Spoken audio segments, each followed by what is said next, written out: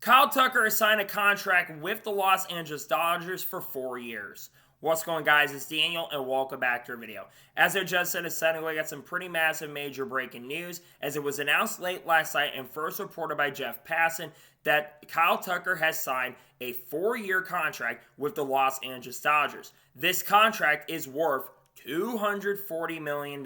Here's what Jeff Passan said about it. Kyle Tucker's 4-year, $240 million contract with the Los Angeles Dodgers includes opt-outs after the second and third season, sources tell ESPN. Enormous windfall for the best free agent available, and the champs get even better. Robert Murray was on top of the money at the time when it's signed. Continuing on, he says star outfielder Kyle Tucker and Los Angeles Dodgers are in agreement on free agent contract, sources tell ESPN.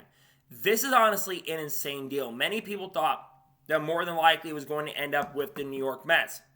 But the Los Angeles Dodgers just continue to get stronger and stronger and stronger, it seems like, every time. And here's the big thing. I have a lot of major issues with this. Now, the first thing I'm going to say here is that I am not entirely blaming the Los Angeles Dodgers for going out and spending the money. The Dodgers, they're spending the money, and they're not basically breaking any rules at this point. They're not basically breaking any sort of situation there. They're basically doing what they're supposed to do, and they're spending the money they need to. But the last couple of years, there's been some statistics that have come out where basically the Los Angeles Dodgers, I think, have spent like $2.25 billion on contracts. To put this in perspective, I believe there are only 13 teams in the MLB that have more value than the Los Angeles Dodgers have had when it comes to signings over the last years. Just listen to some of these team numbers. Beginning with Shohei Ohtani. Shohei Ohtani signed a 10-year, $700 million contract. He technically should be getting $70 million a year. Mookie Betts signed a 12-year, $365 million contract. Yoshida Yamamoto signed a 12-year, $325 million contract. Kyle Tucker signed a 4-year, $240 million contract. To put this in perspective, Kyle Tucker is now the most paid player in the MLB, and he's getting more than $60 million considering the fact he's got the endorsement deals. So he's probably making close to $100 million every single year. Blake Snell signed a 5-year, $182 million contract. Freddie Freeman signed a 6-year, $162 million contract. Will Smith signed a 10-year, $140 million contract a few years ago. And Tyler Glasnow signed a 5-year, $136.6 million contract. This is honestly insane how much the Dodgers have been willing to spend. And when you look at the Dodgers team and organization, again, I'm not putting all the blame on the Los Angeles Dodgers, but it is very clear at this point, without question, especially after signing with Kyle Tucker, that there needs to be a salary cap put in place with the MLB. The problem is, Rob Manfred and the Players Association, it doesn't sound like, has really come on the same page with it. Because if you do not institute a salary cap in the MLB, people are going to stop watching. Unless you're someone from Los Angeles, a big Dodgers fan, or a Mets fan, or a Red Sox fan, or a Yankees fan for that matter, you're basically not going to have a really good chance and opportunity to win a World Series down the road unless you can all of a sudden make millions of dollars. This has to change. And I am very much thinking this, and I think many will agree. I do think a lockout is coming in the MLB in the not-so-distant future. Many people are already saying that we may end up getting a lockout by 2027. I mean, just these contracts that Dodgers are signing are absolutely insane, and it's honestly kind of a joke at this point.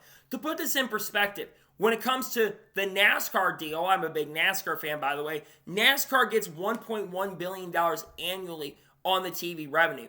The Dodgers in the last 3 years have spent twice how much NASCAR makes every single year from media revenue. I think NASCAR is worth like 1.7 or 1.8 billion. The Dodgers, when it comes to contract value, has a bigger deal than basically NASCAR.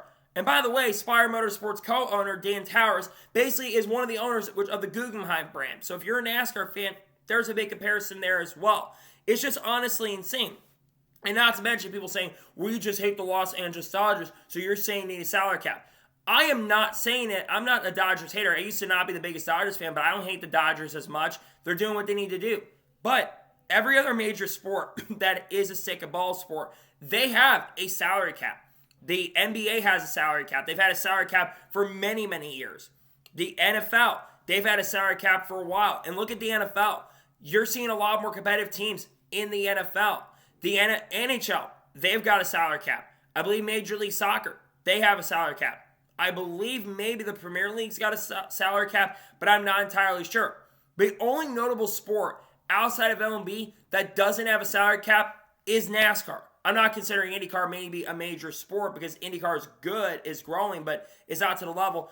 Formula One, a motorsport, has a budget cap.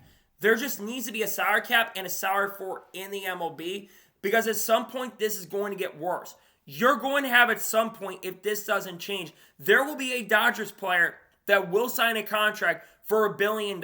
And I think if it doesn't change soon, that will happen by the end of the decade. And I'm not saying these players don't deserve the money, don't get me wrong. It's just honestly insane that these players can sign these massive deals and massive contracts and they can do all this stuff and just get away. And basically, the teams in the bigger markets are going to have the huge advantage every time. And it's very likely that the Dodgers are going to win a third World Series. They've got the best lineup in the MLB. They also signed Edwin Diaz. They didn't need to sign Kyle Tucker, and yet they did sign Kyle Tucker. And because they have the most money, they're going to have to give the best offers, and they're going to give the best money. And I can't blame Kyle Tucker for taking the most money, but this is honestly just insane what is going on in the MLB, and things need to change. And it's a shame because I feel like the MLB, in some areas, things have definitely gotten better. But this is honestly insane. These contracts that are coming out, the contracts that are being signed, and like I said, things absolutely without question do need to change in the MLB.